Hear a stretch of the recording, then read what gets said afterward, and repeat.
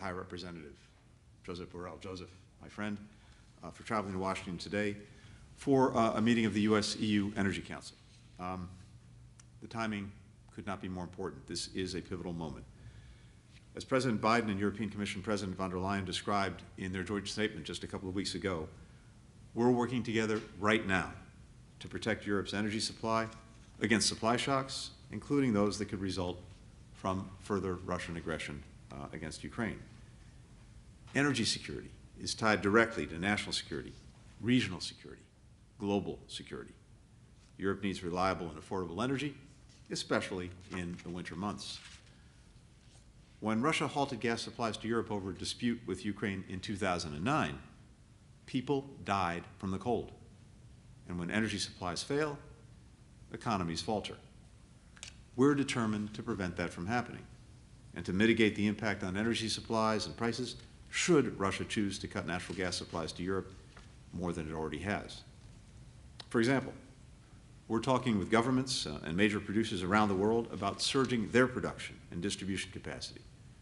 We're coordinating with our allies and partners, with energy sector stakeholders, including about how best to share energy reserves in the event that Russia turns off the spigot or initiates a conflict that disrupts the flow of gas through Ukraine. This is part of broader coordination between Europe and the United States during this crisis and indeed beyond this crisis. We and our allies and partners are united across the board. We've listened to Russia's concerns and shared concerns of our own about the steps that they're taking to undermine security. The United States, the European Union, our NATO allies, our OSCE partners throughout Europe have put forward ideas about how we and Russia can find common agreement that will strengthen collective security for everyone. I reiterated this in my conversation with Russian Foreign Minister Lavrov a few days ago. Others have reinforced these same concerns directly with Moscow. We and our allies and partners have done so collectively at NATO, at the OSCE. We're all driving the same message. We're willing to continue a substantive conversation with Russia on mutual security concerns. The diplomatic path is clear. At the same time, we and our allies are resolved that there will be real and profound consequences should Russia choose to continue aggression. We've developed a high-impact, quick-action response that would inflict massive costs on the Russian economy and financial system, including sanctions and significant export controls that would have a long-term effect in denying Russia the technology that it needs in key sectors. And we're working closely with the EU as they prepare complementary actions. At the same time, we continue to work closely with Congress and with allies and partners to significantly increase assistance to Ukraine to help it prepare to defend itself. We provided Ukraine with $650 million in security assistance last year, more than in any previous year. We authorized allies to provide U.S.-origin equipment. We've deployed forces and put more on a heightened state of readiness to shore up NATO's eastern flank. And we're working with partners to support the Ukrainian economy. We've done all of this through constant coordination. Some 200 engagements to date by phone, screen, in person. What happens next will depend on whether President Putin will choose to engage in a meaningful path forward on diplomacy for enhanced collective security, or if he will choose the path of further conflict with Ukraine. Either way, the United States and our allies and partners are prepared. As we've done many times before, we're acting in unity to defend the principles that have been at the core of security, stability, and prosperity for decades in Europe and beyond. We can see that across our cooperation with the European Union, including our work together to support resilient infrastructure in developing economies through Build Back Better World and the EU's Global Gateway, to boost the supply of vaccines and treatments to end the COVID-19 pandemic, and through the US-EU Trade and Technology Council, we're shaping emerging technologies so that they enhance our democracies, not undermine them. Today's meeting of the US-EU Energy Council has continued vital work that we're doing together, both to build energy security and also to advance the critical work of responding to the climate crisis and pursuing new technologies, renewable energy, and doing that together. When the EU and the United States are working together, we have a tremendous capacity to lead the world. Together, our economies represent about 45% of world GDP. When we're acting in concert, we can move others, motivate others, and actually deal effectively with the challenges that are before our people and people around the world. So I was particularly pleased to have this opportunity focused today on energy, but almost quite literally every day in the work that we're doing together. Thank you. Joseph. Thank you. Thank you very much, Secretary of State Antony.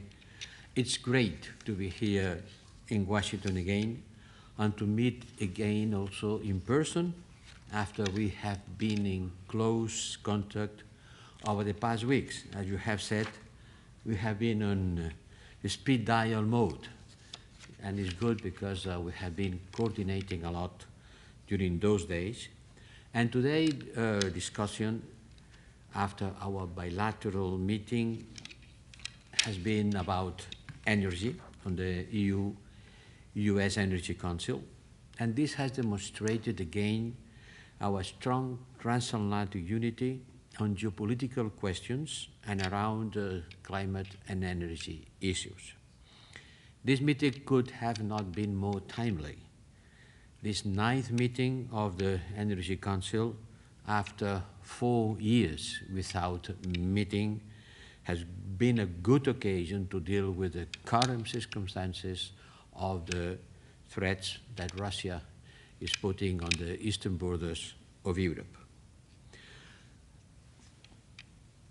Our joint work is needed to accelerate a green energy transition to become neutral from the point of view of climate in the future. In the medium term, there is the climate neutrality. In the short term, it's security of supplies of gas. Both things go together. We need to face a current situation in the eastern border, keeping in mind the purpose of decarbonizing our energy mix.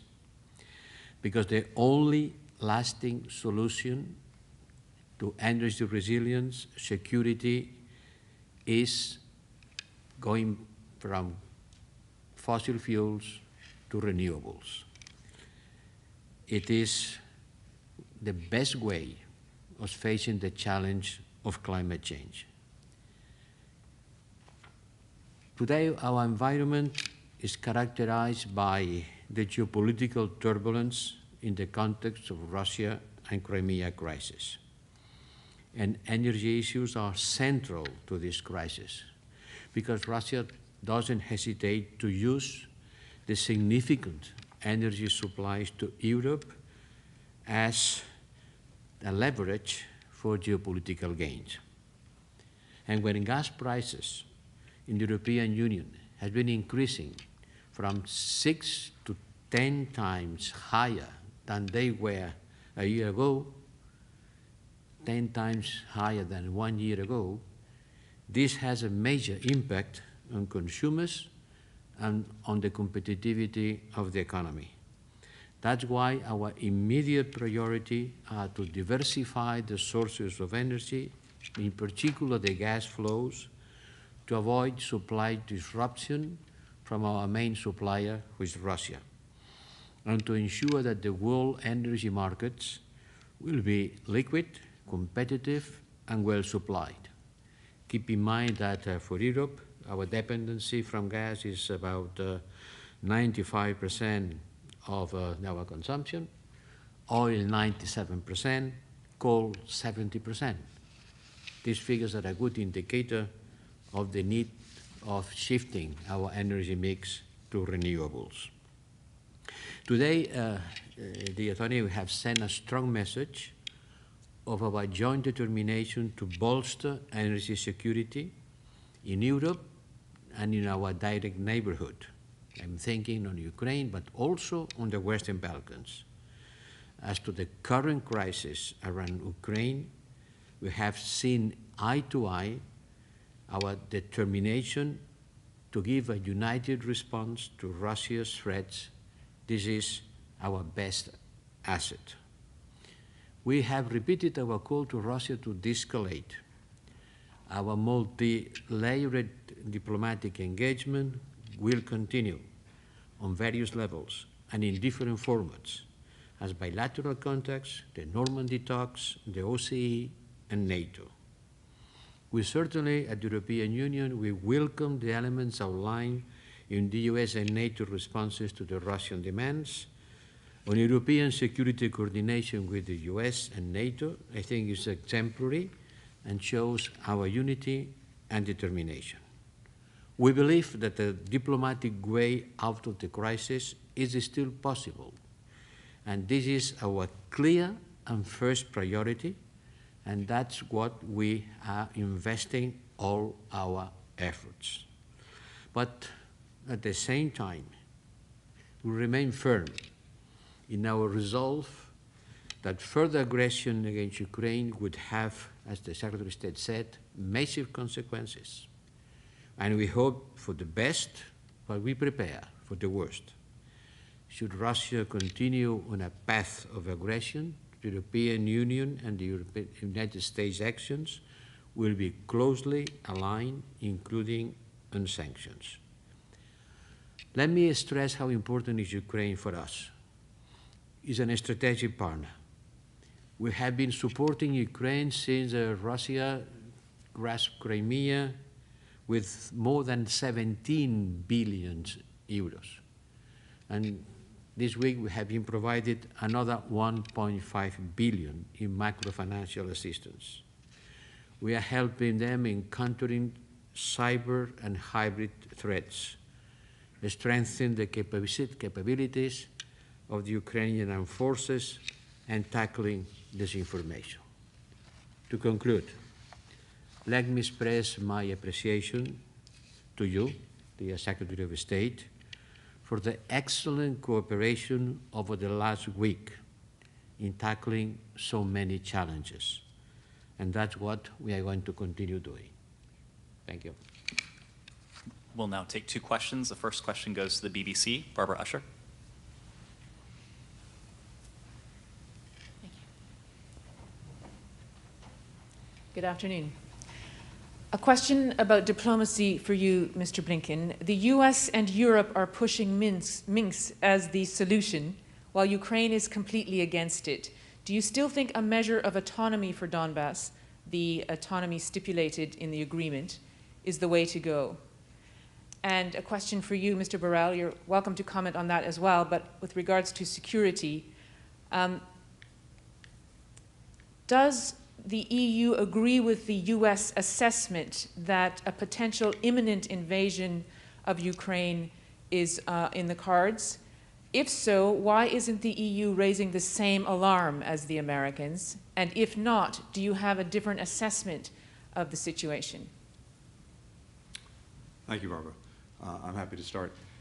With regard to Minsk, the United States and Ukraine are united in believing that Minsk is the path forward to resolve the conflict in the Donbass that was created by Russia's invasion in 2014, and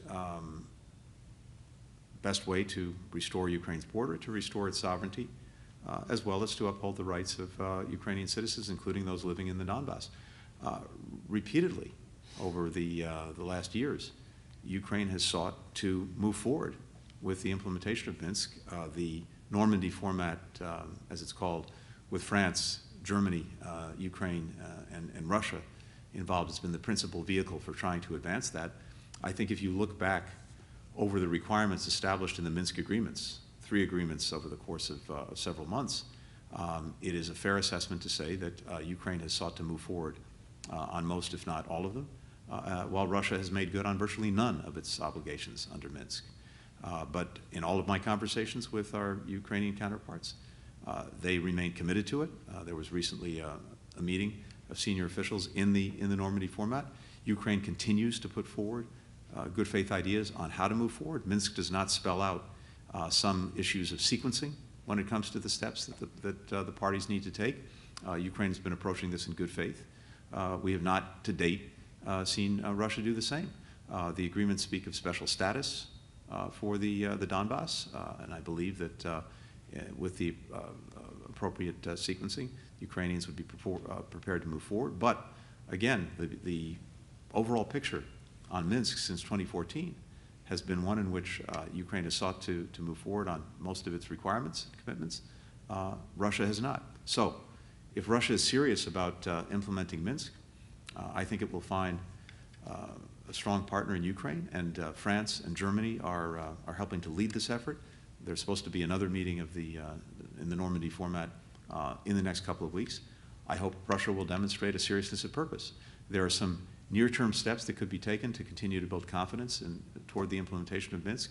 We have one of them that's already more or less in place, which is a ceasefire that brings things back to the levels of 2020. It hasn't been perfect, but it's definitely been an improvement over what we were seeing just a few weeks ago, so that's encouraging. The Ukrainians have also talked about having a release of prisoners on both sides and making sure as well that across the line of contact people can move much more freely. Unfortunately, that's been blocked by those on the separatist side. I think that would be a good way to show seriousness of purpose and then to pursue the actual implementation of the accords. But bottom line is Ukraine is committed to Minsk. If Russia is too, then I believe there's a way to move forward and resolve this conflict. Some in Ukraine are saying that the level of autonomy would be destructive to the country. This is all for discussion and in progress. Again, the Minsk agreements talk about special status, but there are myriad other requirements that go to security, that go to restoring Ukraine's border, that go to steps that unfortunately continue to be taken primarily by the Russian and separatist side that need to be addressed. And I believe if those are addressed and addressed pursuant to what was agreed in 2014, there's a way to resolve this through the Minsk agreements. Thank you for your question. We share a strong concern about the risks that are accumulating in the Ukrainian-Russian border. And certainly we are living, to my understanding, the most dangerous moment for the security in Europe after the end of the Cold War. But at the same time, we believe that there is still room for diplomacy. There is still room for discussing, for knowing which are the concerns of everybody, also the Russian concerns, in order to avoid the worst.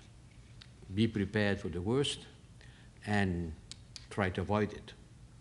Nobody masses 104,000 soldiers heavily armed in the border of a country at the same time that you state about the independence of this country in a way that certainly represents a strong threat. 140,000 troops massed in the border is not to go to have tea.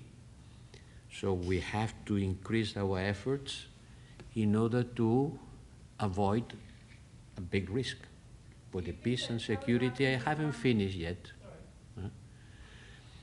Minister Lavrov has sent a letter to all members of the European Union, to the member states, about it, asking for taking into consideration the security concerns of Russia. I am coordinating the answer to this letter, and I am insisting on the fact that there is still room for a diplomatic solution to the crisis. Do you think that telegraphing the alarm about a potential invasion works against diplomatic efforts, the success of diplomatic efforts? With the mask, it's difficult to understand you, can you? Do you think that telegraphing the alarm so much about the potential of an invasion works against chances for a diplomatic solution? On one hand, you have to warn about the situation, and on the other hand, you have to work in order to solve the situation. Both things go together. Our next question will come from El País.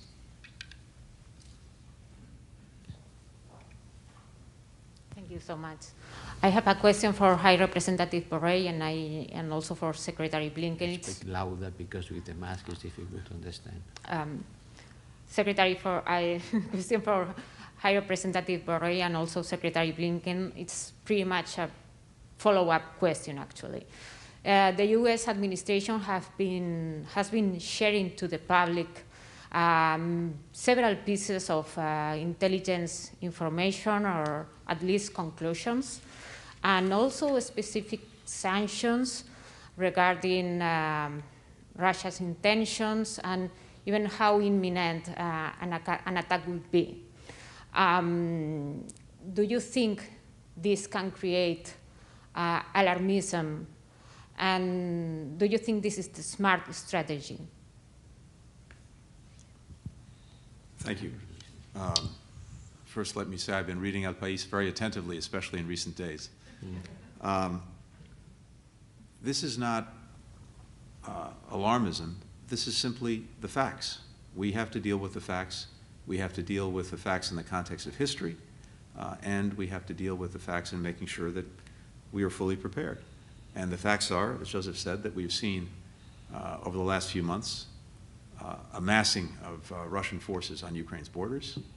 That's not happening in a vacuum. It's happening in the context of what Russia already did in 2014 in invading Ukraine, seizing Crimea, creating a conflict in the Donbass that continues to this day. So that's what we're seeing. That's what we're looking at. That's what we're responding to. And we've made very clear as well that there are two paths before Russia. One path is the path of diplomacy and dialogue that we've been pursuing together, and in an effort to strengthen collective security for everyone. We have deep concerns in the United States and Europe about many actions that Russia has taken over the years that undermine security. Russia says it has concerns about us. We have demonstrated that we're fully prepared to address those concerns on a reciprocal basis, and doing that in full and very close coordination. At the same time, though, given the facts that we're seeing, given the history that we know, we have to be prepared for what could happen.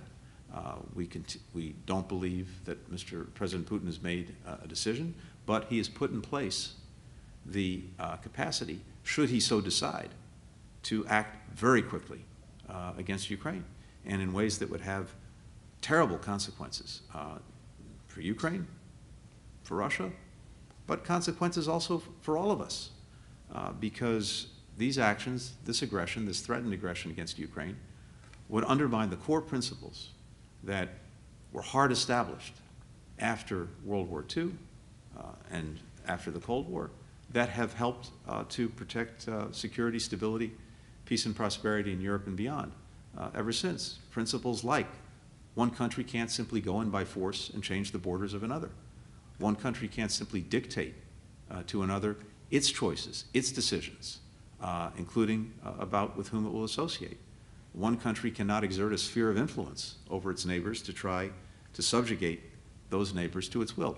All of those things are at stake, and that's why it's been so important, not just in terms of Ukraine, as important as that is, but in terms of the larger principles that are endangered by Russia's conduct. As Joseph said, we strongly believe together in the United States and Europe that the preferred course, the responsible course, is to work through the differences that we have diplomatically and through dialogue, and we've demonstrated our commitment to do that.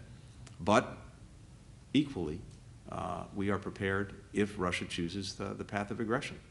We worked incredibly closely together in the last months, as I mentioned, nearly 200 engagements among us. They continue every single day, and I think it demonstrates a solidarity of purpose, a commitment to engage together in this, either way that Russia chooses. I have to say as well that here in the United States, we've had very strong bipartisan support for Ukraine, for upholding these principles, for working together. I spent time with Congress last week, and that was abundantly clear from Republican and Democratic members alike. So we will see what President Putin decides, but either way, he is going to find Europe and the United States that are fully aligned, fully coordinating, fully cooperative.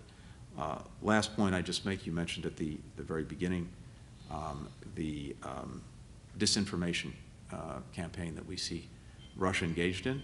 We believe, and that's why we've spoken about it repeatedly, that the best antidote disinformation is information, and that's what we've sought to provide to the best of our ability. We know that part of Russia's playbook is to create false provocations as justification for acts that Russia was preparing to commit in any event. And so we've sought to put light on those, hopefully to deter them from happening, but at the very least so that if they do happen, no one is surprised and no one misinterprets what's actually going on.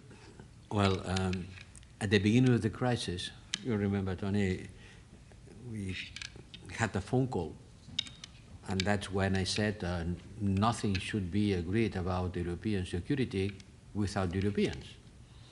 And I am very happy to say that since then we have been working very closely, I think more than ever. This crisis has been pushing the transatlantic unity, and I am strongly satisfied of the participation of the European Union on the contact, the exchanges of positions among the US, the NATO, and Russia. The European Union is not a military association, it's not a military organization, union, but we have a lot of strength on the civilian side. And when we talk about sanctions, we talk about personal sanctions, about trade and sectoral economic sanctions, and we talk about financial sanctions.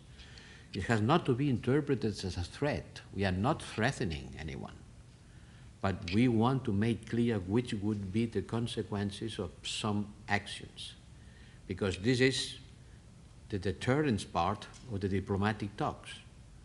I think it's our duty to make clear which will be the consequences of aggression against Ukraine.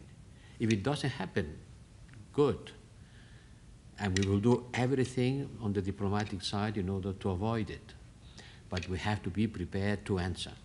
And from the European Union, we have a certain number of tools on the economic side, trade and financial side that could be mobilized and certainly will be very damaging for the Russian economy. Thank you, Mr. Secretary, Mr. High Representative.